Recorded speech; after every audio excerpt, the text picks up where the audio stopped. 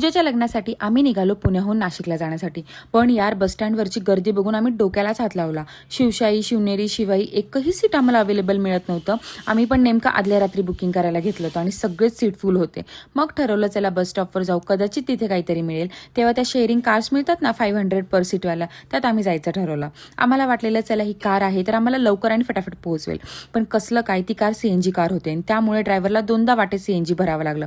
आणि बाप रे, इतकी लांबच लांब लाईन होती ना सीएनजी साठी की विचारूच नका.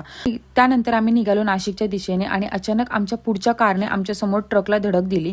एका सेकंदासाठी आम्ही इतके घाबरलो. गाडीचा पुढचा भाग पूर्ण डॅमेज झालेला होता. त्यात एक छोटंसं बाळ घेऊन एक ताई बसलेल्या होत्या. पण देवाची कृपा म्हणायची, कोणाला काहीही झालेलं नाही. पण ते थोडेफार घाबरलेले होते. तिथून निघालो. त्यानंतर अर्ध्या तासाने आम्ही नाशिकला येऊन पोहोचलो. घरी पोहोचलो तर लग्नाची तयारी सुरू होती. आम्ही जेवण करत होतो. तोवर मम्मी आणि मावशी मस्तपैकी लाडू बांधत होत्या. त्यानंतर माझा एक नवीन मेकअप बॉक्स आलेला होता, तर तो मी अनबॉक्स करत होती. तर चला आजसाठी इतकंच. यापुढे लग्नाची धमाल मस्ती बघण्यासाठी अजिबात मला फॉलो करायला विसरू नका. भेटूया नेक्स्ट व्लॉगमध्ये. तोवर take care and bye bye.